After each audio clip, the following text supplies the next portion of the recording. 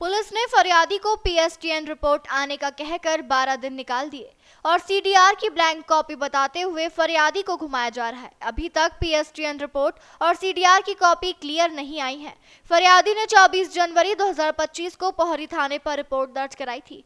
Case क्रमांक 18/2025। सूचनाकर्ता नीरज वर्मा पुत्र हरिदास उम्र 31 साल निवासी नानौरा थाना पोहरी ने रिपोर्ट दर्ज कराई थी और एसपी को भी 2 बार आवेदन देने पर कोई सुनवाई नहीं हुई। मैं हमारे घर पे 23-24 तारीख को 2025 में ही चोरी हुई थी। रात में अज्ञात चोरों ने लगभग 5 लाख रुपए की चोरी की थी और हमने रिपोर्ट भी दर्ज कराई थी थाने में, लेकिन आज दिनांक तक उसकी कोई सुनवाई नहीं है। कौन से थाने का मामला है? थाना पोहरी लगता है, चौकी बटनावर लगती है। जब थाना हम जाते हैं तो थाने में हमें गुमराह किया जाता है, बोलते हैं कि हमें अभी सुराग मिला नहीं है, मिल जाएगा तो हम आपको बता देंगे। और कोई भी प्रक्रिया क्या प्रक्रिया कर रहे हैं उसकी हमें कोई भी जानकारी नहीं दी जाती। जब हम थाना जाते हैं तो हमें कोई भी मिलता नहीं है। जो कांस्टेबल मिलते हैं वो बोलते हैं अभी मैडम है नहीं, सर है नहीं, हमें कोई जानकारी नहीं दे रही है। पुलिस महोदय के अधीक्षक महोदय के पास आते हैं तो हम पिछली मंगलवार को आए थे तो उसमें उन्होंने कुछ बस यही बोल रहा था मैं करवाता हूँ। आज भी आया हूँ तो यही बोला है मैं करवाता हूँ। इसकी कोई सुनवाई उन्होंने नहीं करवाई है।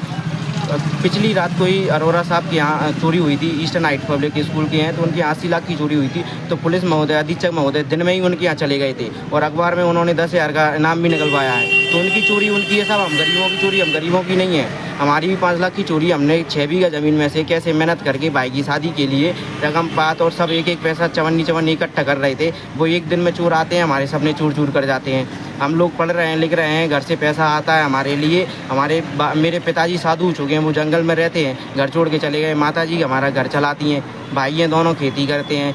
तब कौन से गांव का मामला है? ये नानौरा गांव का मामला है। वार्ड नंबर 2 लगता है, महाराणा प्रताप वार्ड, नगर परिषद पोहरी में आता है। तो क्या आपके घर से चोरी हुई थी? मेरे घर से चोरी हुई थी। जब चोर चोरी कर रहे थे तब कोई था क्या वहाँ पे? घर पे मेरे भैया थे, भाभी थी, मम्मी थी, एक और भैया थे। सब लोग दूसरे जो रूम थे उनमें सो रहे थे और जो रूम खाली थे उनके ताले तोड़कर उन्होंने 4 ताले तोड़े थे।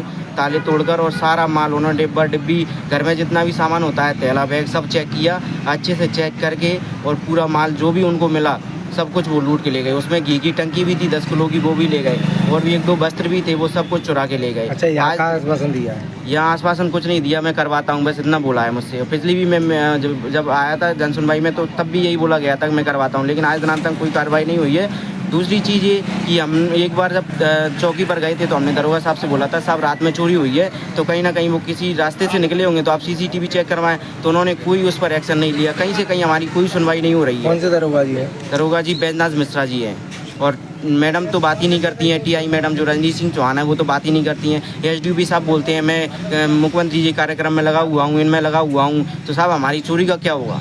ये सब इन कार्यक्रमों में लगे रहेंगे तो हम गरीब लोगों का तो मरना हो जाएगा। ऐसे टाइम निकाल देते हैं और आज तक पोहरी क्षेत्र में इतनी चोरियां हो रही हैं, किसी भी चोरी का पूरा खुलासा आज तक नहीं हुआ है। ये लोग किसी भी एक अज्ञात व्यक्ति को चोर बना देते हैं और उसकी चोरी को नकार दिया जाता है। इनसे कुछ भी नहीं हो रहा है पोहरी क्षेत्र में। पुलिस उसमें मिली हुई है, एसपी साहब खुद मिले हुए हैं उसमें। जनजागरण संदेश के लिए नीरज वर्मा की रिपोर्ट।